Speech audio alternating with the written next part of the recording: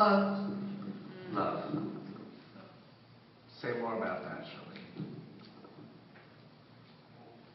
To show people, show your children, you're speaking of children, to your family, right? To show them that you should love one another and love other people and grow from, I think you can grow from that and grow to be a better person when you love yourself. What if they don't do what you want? I can't say that they never did that. Right. You just keep telling them, and you would be surprised what they really do here. I had that experience because my daughter was in charge of a home for boys, and she worked 24/7, but she had one day off, and she was home.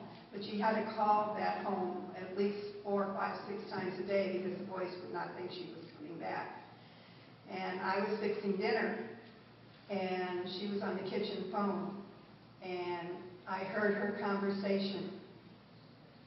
And when she hung up, she turned to me, and I turned to her, and she said to me, "Don't say a word," because her words were my words. So I know they do listen.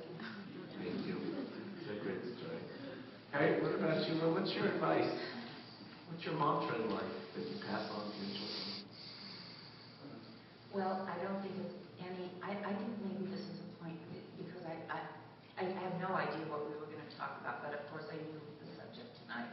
And I think the point that I want to make is that everything that we did as mothers, everything that you all do as mothers, is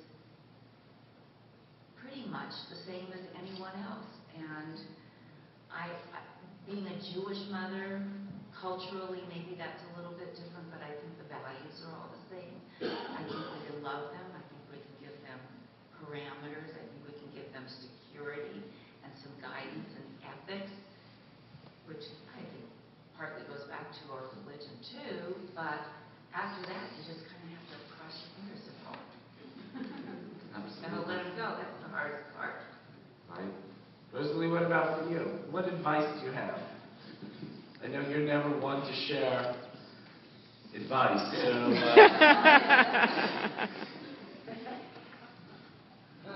The other day I was at Stater Brothers, and I noticed in the cantaloupe section there was one cantaloupe, at least it looked like a cantaloupe, that was in the shape of a football.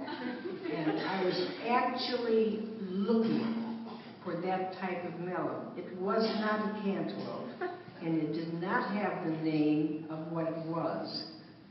But what attracted me to it was that on the cantaloupe was a guarantee sweet. Now, I have never seen a fruit with the label that said guaranteed sweet.